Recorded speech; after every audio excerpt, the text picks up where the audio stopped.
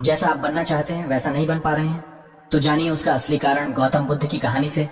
नमस्कार दोस्तों, क्या आप जैसा बनना चाहते हैं वैसा नहीं बन पा रहे हैं, या जो आप चाहते हैं अगर वो नहीं हो रहा है, तो आज की यह कहानी आपके लिए ही है। दोस्तों, इस कहानी को ध्यान से अंत तक जरूर सुनना। दोस्तों, अगर आप इस कहानी को अंत तक ध्यान से सुनते हैं तो आपको इस कहानी से कुछ ऐसा सीखने को मिलने वाला है जो आपको आपकी लाइफ में बहुत काम आने वाला है। इसलिए इस कहानी को अंत तक अवश्य सुने। लाइफ चेंजिंग गौतम बुद्धा की कहानी। दोस्तों, आज आपके पास जो कुछ भी है वो इसीलिए नहीं है कि आपकी किस्मत में इतना ही लिखा था या फिर आपकी किस्मत ही खराब है, बल्कि वो इसीलिए है क्योंकि आप इतना ही डिजर्व करते हैं। दोस्तों, ये प्रकृति बड़ी ही न्यायप्रिय है। ये उसे उतना ही देती है जितने का वह हकदार होता है। चाहे वो ज्ञान हो या धन, अभी आपके पास उतना ही है जितने की आप हकदार है। लेकिन अगर आपको इससे भी ज्यादा चाहिए तो आपको उसके काबिल बनना होगा। दोस्तों, ऐसा कौन सा गुण है जो आपको काबिल बनाता है? क्या आप उस गुण के बारे में जानना चाहते हैं? अगर आप जानना चाहते हैं तो आप गौतम बुद्ध के जीवन की इस कहानी को अंत तक ध्यान से जरूर से सुने। दोस्तों, इस कहानी को सिर्फ समझिएगा मत, बल्कि इस कहानी को अपने भीतर उतर जाने दीजिए। तो बिना समय को गंवाए चलिए कहानी की शुरुआत करते हैं। गौतम बुद्ध के जीवन की शिक्षाप्रद कहानी जो आपका जीवन बदल देंगी। दोस्तों, एक बार गौतम बुद्ध को एक सभा में भाषण करना था, और जब सभा का समय हुआ तब बुद्ध वहां आए और बिना कुछ बोले ही वहां से चले गए। तकरीबन 100 से भी ज्यादा लोग बुद्ध का उस सभा में इंतजार कर रहे थे, और बुद्ध के इस तरह के व्यवहार को देखकर सभी लोग बहुत चौंके, लेकिन किसी ने भी बुद्ध से कोई भी प्रश्न नहीं किया। दोस्तों, अगले दिन फिर से सभा का आयोजन हुआ और दूसरे दिन सभा में लोगों की संख्या तकरीबन घट गई। इस बार तकरीबन 80 लोग सभा में बैठे हुए थे। बुद्ध सभा में आए, लेकिन इस बार भी बुद्ध ने वही किया, यानी बुद्ध इस बार भी आए और बिना कुछ बोले ही वहां से चले गए। लोग दोबारा से चौंके, लेकिन किसी ने भी बुद्ध से कोई प्रश्न नहीं किया। अगले दिन सभा का आयोजन फिर से किया, लेकिन इस बार सभा में लोगों की संख्या और घट गई। इस बार सभा में केवल 50 लोग ही आए हुए थे। बुद्ध सभा में फिर से आए और उन्होंने इधर उधर देखा और बिना कुछ बोले ही सभा से चले गए। उसके बाद कुछ लोग क्रोधित भी हुए, क्योंकि लोगों ने अपना काम छोड़ छोड़ कर आए हुए थे, लेकिन किसी ने भी बुद्ध से कोई प्रश्न नहीं किया। अगले दिन फिर से सभा का आयोजन हुआ। दोस्तों, आप लोग जो इस कहानी को सुन रहे हैं, आप में से भी कुछ लोग मन ही मन यह कह रहे होंगे कि अरे कितनी बार सभा का आयोजन होगा, और आप लोगों को भी इस कहानी को सुनते वक्त इरिटेशन होना शुरू हुआ होगा। और जिन जिन लोगों को भी अभी इरिटेशन होनी शुरू हो गई है, उन लोगों को तो यह कहानी बड़े ध्यान से पढ़कर समझना चाहिए, क्योंकि यह कहानी आपके लिए ही है। अगले दिन फिर से सभा का आयोजन हुआ, लेकिन इस बार सभा की संख्या और ज्यादा घट गई थी, यानी इस बार सभा में सिर्फ 30 लोग ही थे। फिर उसके बाद बुद्ध सभा में आए, मुस्कुराए और फिर से बुद्ध ने वही किया, यानी बिना कुछ बोले ही वहां से चले गए। इस बार भी लोग बहुत क्रोधित हुए, और इस बार लोगों ने पीछे से कुछ कहा भी और बड़बड़ाए भी, लेकिन बुद्ध ने उनके किसी भी प्रश्न का उत्तर नहीं दिया।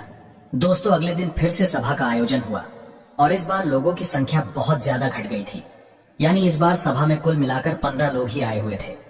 इस बार भी बुद्ध सभा में आए, लेकिन इस बार बुद्ध अपना आसन ग्रहण कर लेते हैं। फिर बुद्ध बोले, और बुद्ध ने उन 15 लोगों को उपदेश दिया, और वे 15 लोग ही बुद्ध के भिक्षु बन गए, और आगे चलकर उन 15 लोगों ने ही बुद्ध के ज्ञान को अलग अलग दिशाओं में फैला दिया। फिर एक दिन बुद्ध से किसी ने पूछा कि बुद्ध, आप कई दिनों तक बिना बोले ही सभा से क्यों चले जाते थे? फिर बुद्ध कहते हैं कि मैं उन लोगों को खोज रहा था जो लायक थे, यानी कि पहले दिन 100 से भी ज्यादा लोग आए हुए थे, उसमें से ज्यादातर लोग सिर्फ आए हुए थे।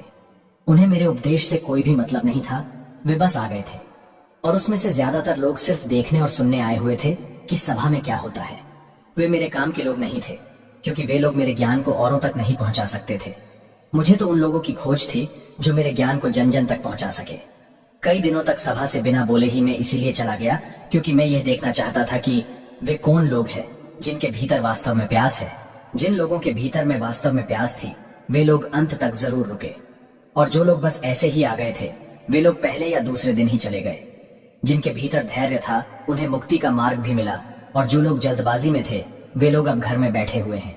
सवाल यह नहीं है कि मैं तुम्हें क्या दे सकता हूँ, बल्कि सवाल यह है कि तुम क्या ले सकते हो। तुम्हारा पात्र कितना बड़ा है और कितने के तुम हकदार हो।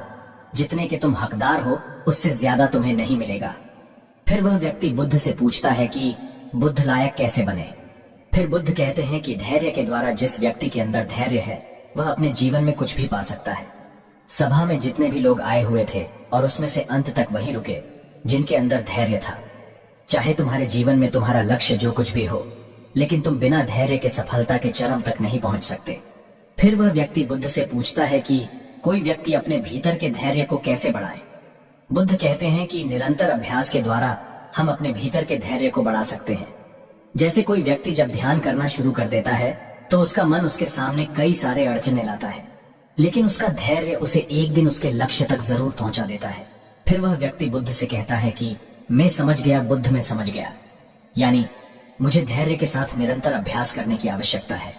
दोस्तों, अब आपको समझ आ गया कि आपके पास वो क्यों नहीं है जो आप पाना चाहते हैं, क्योंकि आप उसके लायक नहीं है। आप लायक तभी बनेंगे जब आप अपने भीतर धैर्य को बढ़ाएंगे। और धैर्य कैसे बढ़ेगा? धैर्य बढ़ेगा निरंतर अभ्यास के द्वारा। और अभ्यास कौन करेगा? अभ्यास करेंगे आप, तो फिर करते क्यों नहीं?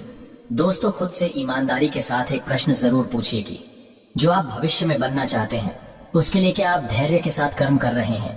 दोस्तों, अगर उसका उत्तर नहीं है तो अपनी असफलता के लिए जिम्मेदार आप खुद होंगे। दोस्तों, आज की यह गौतम बुद्ध की शिक्षाप्रद कहानी आपको पसंद आई होंगी तो नीचे कमेंट बॉक्स में यस जरूर लिखें, और उसके साथ ही इस कहानी को अपने दोस्तों के साथ शेयर करना ना भूलें। अगर आपको हमारी वीडियोस अच्छी लगती है तो प्लीज हमारी चैनल ह्यूमैनिटी डिसिप्लिन को सब्सक्राइब करें और हमारी वीडियोस पर लाइक, कमेंट करें और हमारी वीडियोस को शेयर जरूर से करें।